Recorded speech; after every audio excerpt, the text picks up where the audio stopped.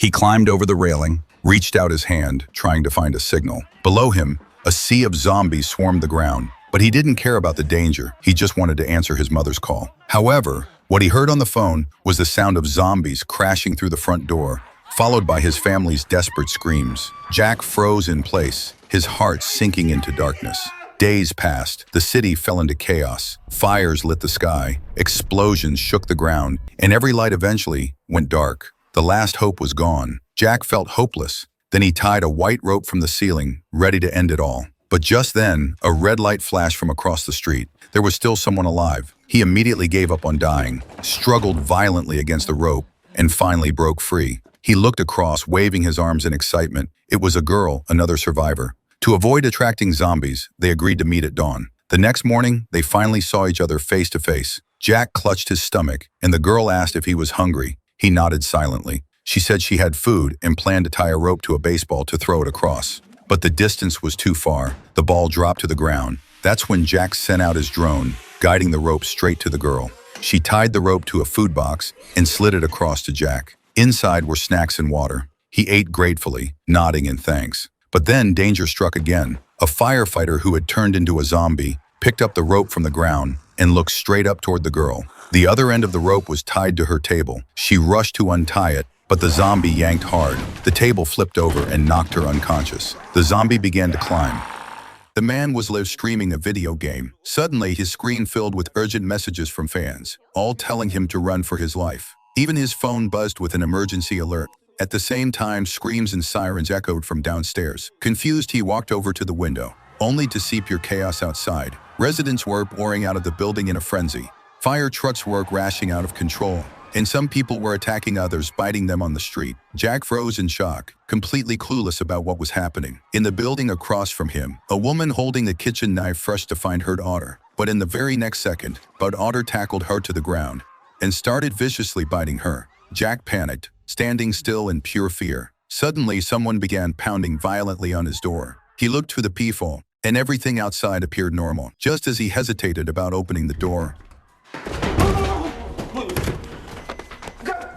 a man suddenly burst inside. It turned out to be his neighbor from next door. Jack barely knew him and immediately tried to kick him out, but the man refused to leave and shamelessly ran into the bathroom to hide. With no other choice, Jack turned on the TV for answers. The news reported a massive zombie outbreak spreading across the city. The infected were showing signs of screaming and bleeding from their eyes, and the virus was spreading at terrifying speed. Jack turned pale with fear and quickly opened a drawer to find a weapon. But just then, his neighbor silently reappeared like a ghost. Jack grabbed a knife and pointed it at him. The man tried to explain himself, but in the very next second, his eyes suddenly turned blood red. A mother was holding a knife, waiting for her daughter to return from school. Suddenly, the girl's body twisted and deformed, and she pounced on her mother, biting her wildly. It turned out the zombie virus had already broken out. Meanwhile, another girl accidentally knocked over a shelf at home. The loud crash attracted zombies outside, and they started moving toward her house. She panicked, unsure what to do. Then suddenly, a phone rang in the apartment next door. The zombies were instantly distracted and rushed that way. It was a man who had quickly dialed the number, helping the girl escape for now. But the place was no longer safe, so the two decided to move to the building next door. Jack promised he would come pick her up, but the girl had already tied a rope, and with a running, she jumped from the upper floor, swinging a papask and slashing through zombies. Jack stood frozen, speechless. After fighting their way out, they made it into the stairwell of the next building, slammed the glass door shut, and rushed into the elevator. Right as the zombies broke through the glass, the elevator doors closed and it began to rise. When they reached the 8th floor, every door was locked, and the zombies were coming fast. Jack pulled down a metal gate, using a bat to hold them off. The girl banged on a door with all her strength. Suddenly, it swung open, and someone yanked her inside. A smoke grenade rolled next to Jack. He used the moment to escape into the apartment. Their savior, a surviving middle-aged man. But what they didn't know was that this man had a zombie hidden in his home. A group of police officers opened a fried chicken shop right across the street from a drug dealer's hideout, all as part of an undercover operation. At first, they thought it would just be temporary cover, but unexpectedly, the shop became wildly successful. Customers flooded in every day, and the team was so busy from morning till night that they barely had time to investigate the dealers. They slowly started forgetting their true identities. Soon, a TV station showed up, inviting them to appear on a food show. But since they were undercover cops, they didn't want to be on camera, so they turned the reporters away. As time went on, the team became more focused on running the restaurant. Only Jack kept monitoring the dealers' movements. One night, Jack noticed suspicious activity across the street. He immediately called the captain over the radio, but the captain was too busy serving customers to hear him. Jack tried calling their phones instead, but no one picked up. Everyone was swamped with work. With no other option, Jack followed the suspects alone. At a nearby intersection, 3 cars suddenly split up in different directions. Unable to tell which to follow, Jack lost them all. Frustrated, he rushed back to the chicken shop and confronted his teammates. He complained that no one answered his calls or radio, and he missed a key chance because of it. 그 참담하고 막막했던 그 심정을 아세요? 아시냐고요? But the others snapped back. They said they served thousands of customers a day, cleared hundreds of tables, and were exhausted beyond belief. Jack was stunned. Only then did he realize how overwhelmed everyone really was. So the team came up with a new plan: raise the price of everything tenfold, hoping it would scare away customers and give them time to focus on the mission. But to their surprise, the higher prices made the shop even more popular. It really had everyone stressed out.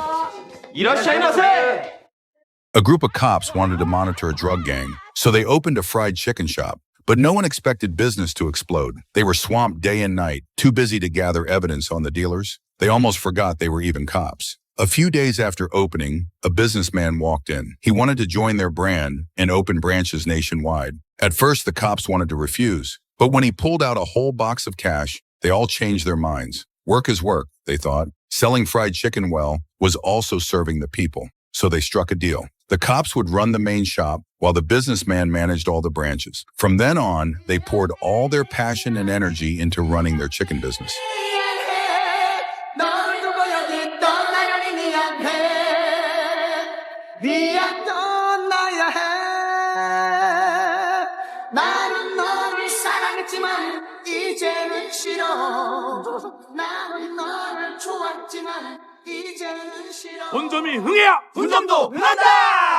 But after some time, the captain noticed something strange. Only their main shop was doing well. The other branches struggled. Soon, bad reviews flooded the internet. The food was awful, and the service was even worse. To protect their brand, they decided to investigate the branches. And what they found shocked them. Each branch had tons of delivery orders, but no one actually ate the food. Customers just threw it all away like garbage. As cops, they instantly sensed something was wrong, so they disguised themselves and started checking the so-called customers. Sure enough, every single one was a junkie. They were using delivery orders to trade drugs with the dealers. Turns out the businessman had been using the chicken shops as a cover. Deliveries were just a front for drug trafficking. The cops were furious and ashamed. Without knowing, they had helped the dealers hide their crimes. And the boss behind it all was none other than Duke, the man they had always wanted to catch. So they began secretly collecting evidence. But during one investigation, their teammate Mark's identity was exposed. He was beaten nearly to death by Duke's men, and the video of his beating was sent straight to the captain. The team immediately tracked his phone and rushed to the scene to rescue Mark.